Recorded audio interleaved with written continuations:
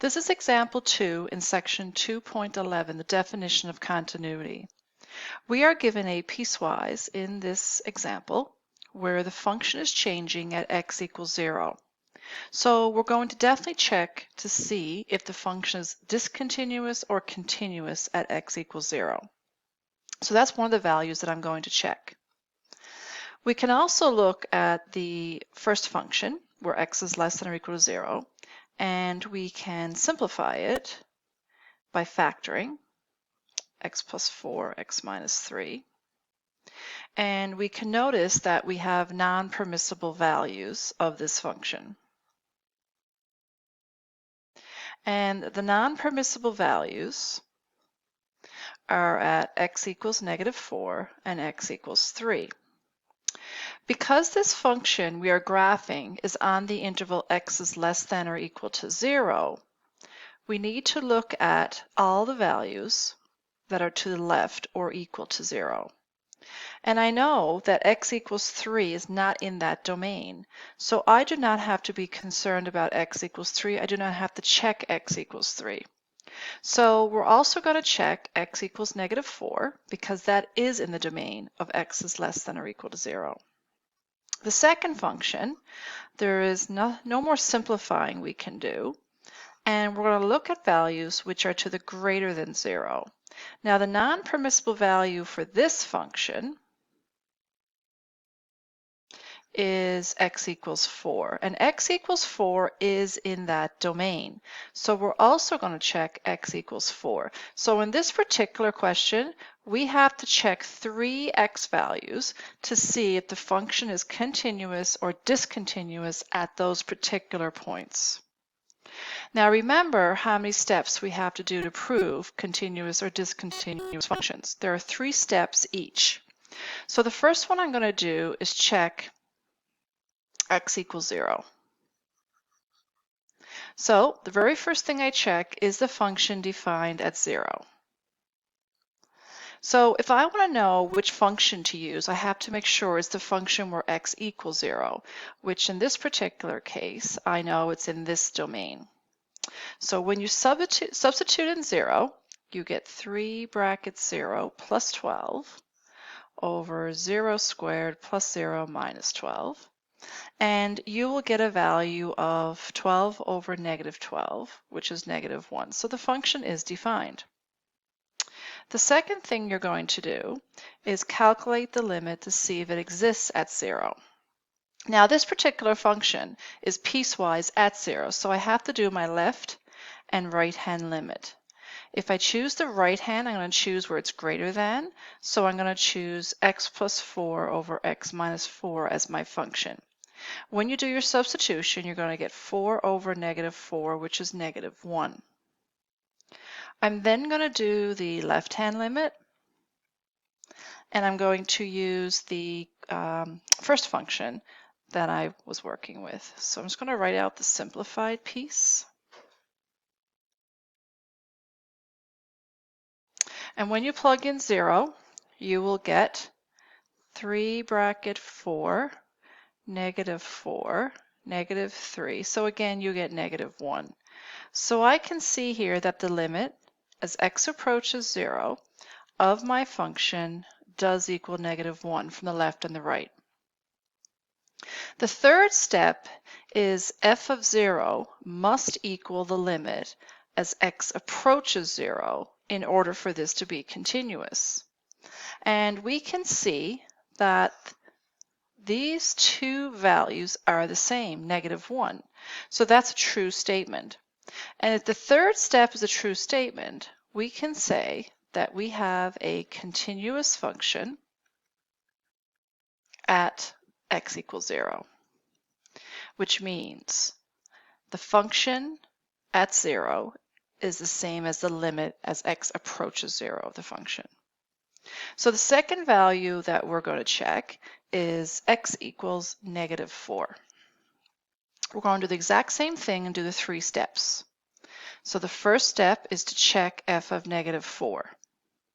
So again, what function has the x value of negative 4 in its interval? And we know that x equals negative 4 when x is less than 0. So we're going to use this function again. So when I plug in f of negative 4, I'm going to plug it into my function, into the original, and you're going to notice that you're going to get something that you've seen in previous courses. I'm sorry, previous section. You're going to get 0 over 0. And that makes sense because we know that one of the factors cancel. Now this technically is undefined, so the function is not defined. However, we do know the limit's going to exist because when you get 0 over 0, we know that we have a pod.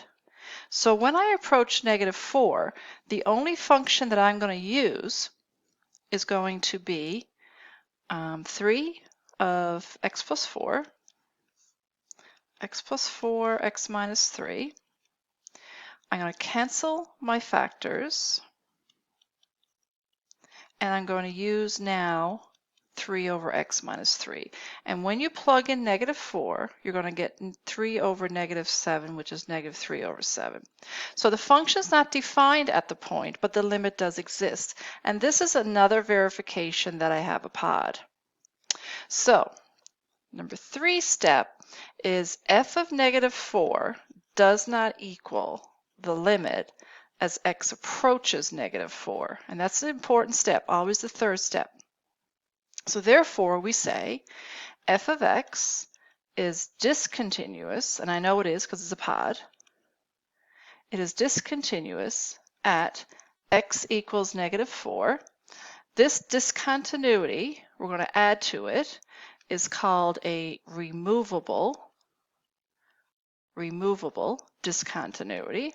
That's another verification that it's a pod at x equals negative 4.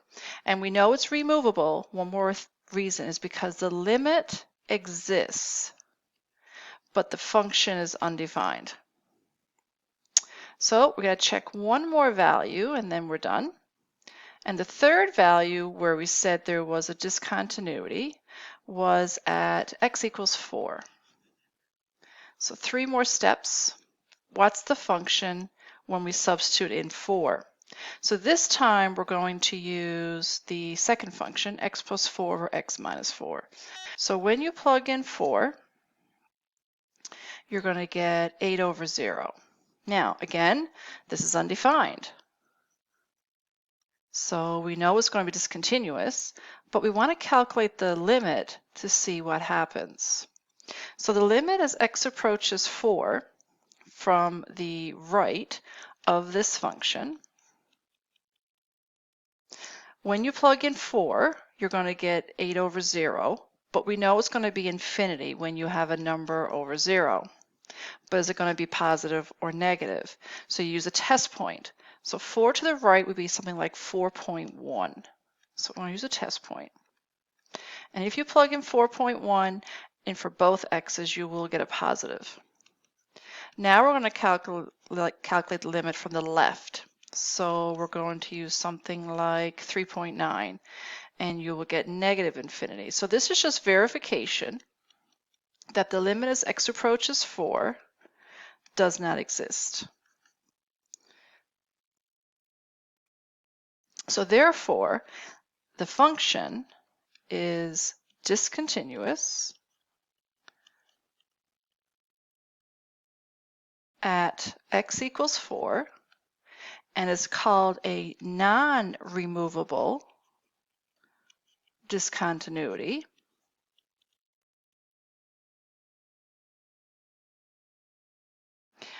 because the limit doesn't exist.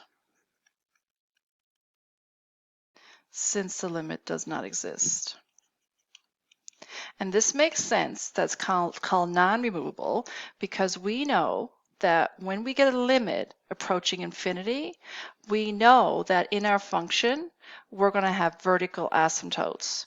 And if you got vertical asymptotes, then you got discontinuities. And that's it.